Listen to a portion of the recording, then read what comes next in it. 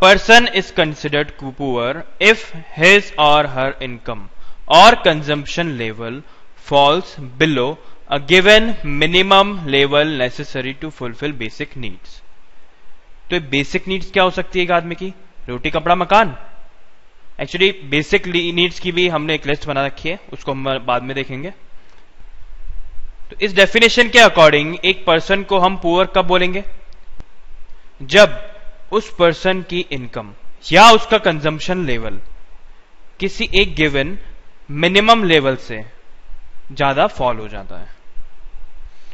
पर बच्चों, वो जो चीजें नेसेसरी हैं बेसिक नीड्स को फुलफिल करने के लिए, what is necessary to satisfy basic needs is different in different countries and different time.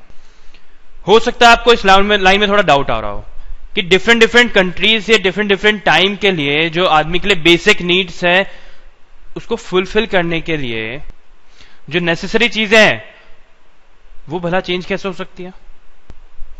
पर वो हो सकती है. कैसे? सपोज हम यूएसए की बात करते हैं, पहले कंट्री के लिए देखते हैं, एक यूएसए के लिए बात करते हैं. सपोज एक आदमी के पास कार है. अब यूएसए में ऐसा हो सकता है कि ये माना जाए कि जिस आदमी के पास कार नहीं है वो पुअर है. पर इंडिया में तो ऐसा नहीं है. इंडिया में तो कार होना आज भी एक लग्जरी ही है. तो सपोज कि एक कार है और यह आदमी इस कार का ओनर है, और यह आदमी है जिसके पास में कार नहीं है. अब क्योंकि ये यूएसए में है तो हम ऐसा मान रहे हैं कि यह आदमी पुअर है क्योंकि इसके पास कार नहीं है. तो ये आदमी, इस आदमी को जब पता लगता है कि इस आदमी के पास कार नहीं है तो ये इसको देख के बोलता है, dude you don't have car. इसको बोलता है कि तुम्हारे पास कार भी नहीं है, तुम कितने पुअर हो.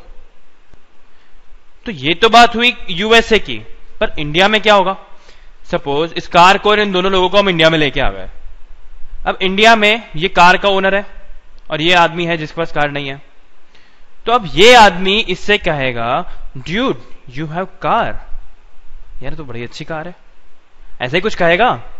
क्योंकि इंडिया में तो आज भी कार एक लग्जरी है.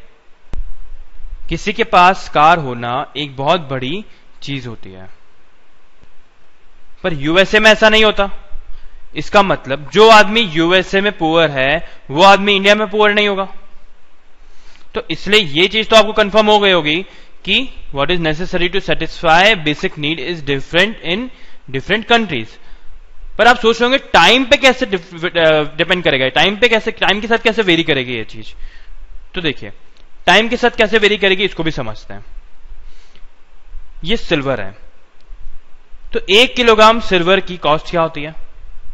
2001 में 1 किलोग्राम ऑफ सिल्वर की कॉस्ट हुआ करती थी 7,215. बच्चों 2012 में 1 किलोग्राम सिल्वर की कॉस्ट होगी 54,790. तो ये जो नेसेसरी है जिसकी हम बात कर रहे हैं, उस नेसेसरी चीजों की भी तो कॉस्ट इंक्रीज होगी टाइम के साथ में. जैसे आपसे एक और बात करता हूं, आपके जैसे ग्रैंडफादर हैं, ग्रैंडमदर हैं, तो वो आपको बताते होंगे कि हमारे जमाने में तो 5 रुपए में ये आ जाता था, वो आ जाता था.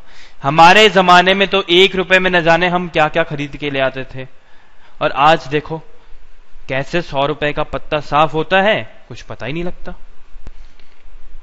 क्योंकि जो ग्रैंडफादर और ग्रैंडमदर का एक्सपेंस करने का टाइम था, एक्सपेंडिचर्स करने का टाइम था, वो था 1960s में, 1970s में. 1970s में, 1960s में 1 रुपए की बहुत ज्यादा वैल्यू होती थी. इनफैक्ट उस टाइम तो 1 पैसे की भी वैल्यू हुआ करती थी. पर आज तो 1 पैसा तो मार्केट में दिखता ही नहीं है, और 1 रुपए तो आजकल भिखारी भी नहीं लेते. सो आई होप आपको समझ में आ गया होगा कि what is necessary to satisfy basic need is different in different countries and different time.